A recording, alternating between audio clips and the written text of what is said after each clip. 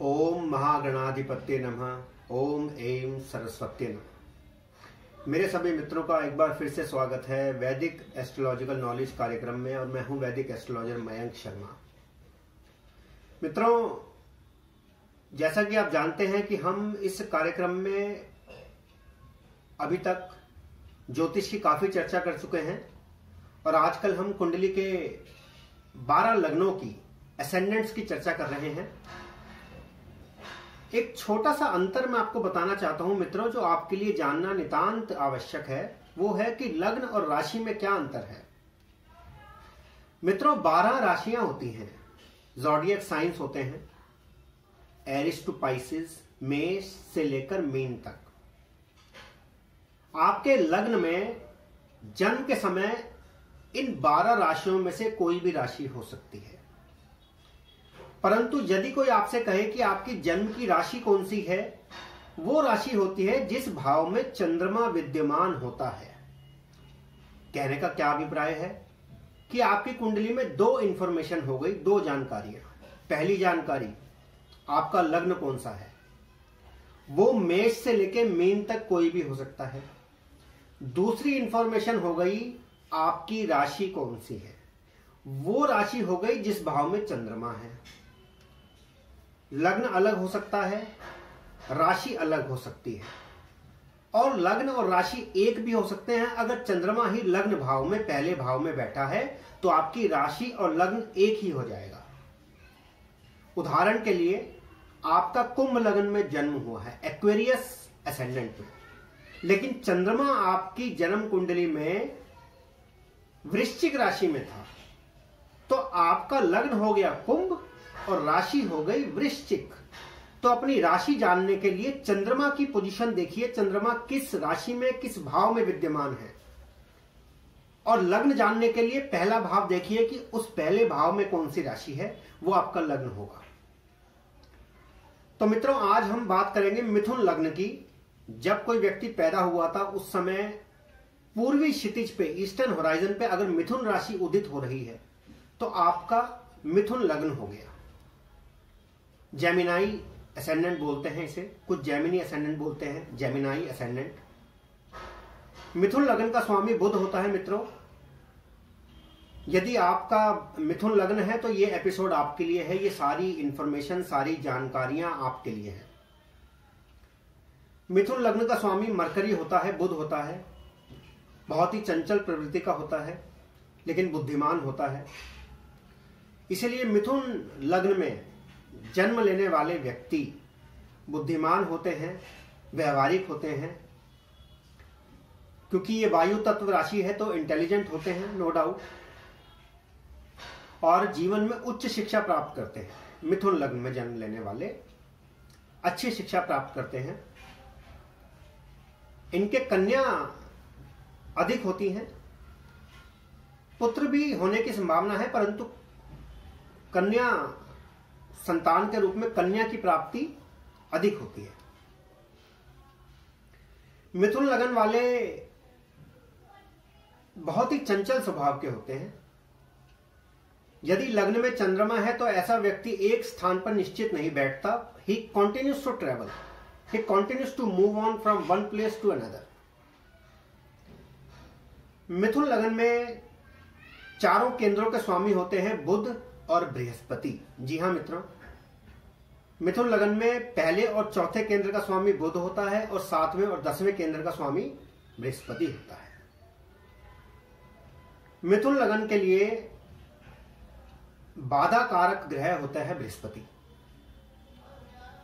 हमेशा स्मरण रखिए मित्रों, बाधा कारक ग्रह किसी भी लग्न में बहुत ही कष्टकारी होता है। मिथुन लग्न में बाधा कारक ग्रह बृहस्पति होता है, और अगर बृहस्पति केंद्र में है तो आपको बृहस्पति के अशुभ फल प्राप्त होंगे। बृहस्पति की महादशा में हर तरह की शारीरिक समस्याएं आएंगी, डिजीज आएंगी, हेल्थ इश्यूज आएंगे, मैरिज से रिलेटेड प्रॉब्लम्स आएंगी, संतान संबंधी समस्याएं आएंगी। परंतु यही बृहस्पति अगर बाधा कारक होकर त्रिकोण में, त्रिकोण का अर्थ 5वें या 9वें भाव में स्थित है, तो यह हर तरह से अच्छा फल देगा। मिथुन लग्न में बुध बहुत ही शुभ फल देने वाला होता है। यदि बुध केंद्र में है तो ऐसा व्यक्ति निश्चित रूप से एडवांस्ड एजुकेशन, प्रोफेशनल क्वालिफिकेशन लेता है। मिथुन लग्न में धन स्थान का स्वामी चंद्रमा होता है। यदि चंद्रमा निर्बल है तो आपकी वेल्थ की पोजीशन फ्लक्चुएट करती रहेगी, आपकी धन की स्थिति कभी ऊपर कभी नीचे होती रहेगी। मिथुन लग्न में मंगल शुभ फल नहीं देता। मिथुन लग्न में मंगल बीमारी का कारक है और हेल्थ डिजीज देता है। अगर मंगल की महादशा है या मंगल की अंतरदशा है तो ऐसे में स्वास्थ्य संबंधी समस्याएं आती हैं। मिथुन लग्न में शुक्र शुभ फल देता है और ऐसे में शुक्र यदि 12वें भाव में स्थित है, मिथुन लग्न में 12वें भाव में शुक्र स्थित है, तो व्यक्ति अत्यधिक धनवान होता है। He becomes a billionaire, he makes a lot of money, he gets inherited property, and there is a possibility that he could get wealth from his in-laws, from the family of his wife. मिथुन लग्न में जैसा कि मैंने बताया कि बुध शुभ फल देता है, बृहस्पति अगर त्रिकोण में हो तो शुभ फल देगा, मंगल खराब फल देगा, शुक्र शुभ फल देगा, चंद्रमा भी मार्केश होता है, कष्ट देगा शारीरिक, परंतु धन देगा, धन निश्चित रूप से देगा। मिथुन लग्न में शनि शुभ होता है। मित्रों, मिथुन लग्न में शनि क्योंकि भाग्य का स्वामी है, अष्टम भाव का स्वामी है, तो कुछ अशुभ फल देगा, परंतु ज्यादातर शनि का फल शुभ ही होता है। मिथुन लग्न में मिथुन लग्न वाले जीवन में एक से अधिक व्यवसाय करते हैं, ऐसा मैंने देखा है, ये मेरा व्यक्तिगत अनुभव है।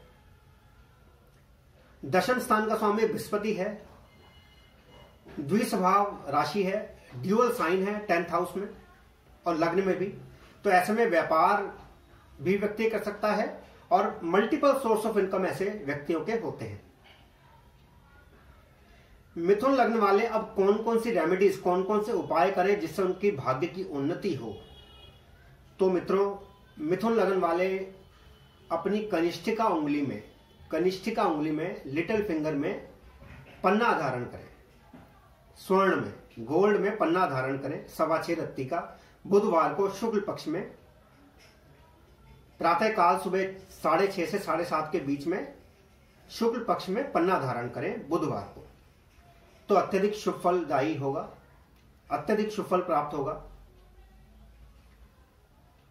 वो और कोई पत्थर और कोई नग और कोई रत्न धारण ना करें। मिथुन लग्न में जन्म लेने वाले पन्ना के अतिरिक्त और कोई रत्न धारण ना करें, नहीं तो उनको शुभ फल के साथ साथ बुरे फल, अशुभ फल भी प्राप्त होंगे। मिथुन लग्न वाले यदि गाय की सेवा करते हैं, गाय को हरा चारा खिलाते हैं, गणेश भगवान की उपासना करते हैं, तो जीवन में सदैव उन्नति करते रहेंगे। भगवान गणेश गजानन का एक स्तोत्र आता है जिसे कहते हैं श्री संकट नाशन गणेश स्तोत्र। बहुत ही छोटा सा होता है, संक्षिप्त है, 5 मिनट में आपका संपूर्ण हो जाएगा। आप प्रतिदिन श्री संकट नाशन गणेश स्तोत्र का पाठ करें। जिनका मिथुन लग्न में जन्म हुआ है वो धन अर्जित करेंगे, उनका स्वास्थ्य ठीक रहेगा और भाग्य उन्नति होगी और आयु भी अच्छी प्राप्त करेंगे। मिथुन लग्न वाले बृहस्पतिवार को केले के वृक्ष के पास घी का, देसी घी का दीपक जलाएं, पीपल के वृक्ष पर चने की दाल चढ़ाएं, पीले रंग के वस्त्रों का मंदिर में दान करें, शिवजी पर अर्पित करें। बृहस्पतिवार को गाय को चने की दाल खिलाएं तो उनके भाग्य में विशेष उन्नति होगी और स्वास्थ्य संबंधी समस्याओं से मुक्ति मिलेगी। मिथुन लग्न वाले यदि शनिवार को शनि चालीसा और शनि स्तोत्र, दशरथ कृत शनि स्तोत्र का पाठ करते हैं तो अत्यधिक लाभकारी होगा, भाग्य में उन्नति होगी। मिथुन लग्न वाले जातक, मिथुन लग्न वाले व्यक्ति 32वें वर्ष से जीवन में बहुत अधिक प्रगति करना शुरू कर देते हैं और फिर जीवन पर्यंत वो प्रगति करते हैं। कुंडली में यदि शनि केंद्र में है तो दीर्घायु होते हैं, शनि यदि पीड़ित है तो आयु कम हो सकती है। ऐसे में शनि के उपाय करने नितांत आवश्यक है। तो मित्रों, आप यदि किसी प्रकार की समस्या से जूझ रहे हैं, कोई समस्या है आपको, तो आप मुझसे ज्योतिष परामर्श प्राप्त कर सकते हैं। स्क्रीन पर दिए गए नंबरों पर आप मुझसे संपर्क स्थापित कर सकते हैं। व्हाट्सएप नंबर स्क्रीन पर आ रहा है, मुझे व्हाट्सएप कर सकते हैं। ईमेल आईडी स्क्रीन पर आ रहा है, मुझे ईमेल भी सेंड कर सकते हैं आप। And let me tell you my friends, astrology is a wonderful science that has been evolved by our great sages to help the mankind. So do not hesitate to take help from this divine science. I am all the way here to help you out, friends. You can contact me without any hesitation and I am here to guide you. अगले episode में मित्रों आपसे कर्क लगन की, cancer ascendant की बात होगी। जिन्होंने इस चैनल को लाइक नहीं किया है, सब्सक्राइब नहीं किया है, वो लाइक कीजिए, सब्सक्राइब कीजिए, जिससे एस्ट्रोलॉजी का दुर्लभ ज्ञान मैं आप तक पहुंचा सकूं। अगले एपिसोड में फिर आपसे भेंट होगी मित्रों। तब तक के लिए आपका समय मंगलमय हो। धन्यवाद।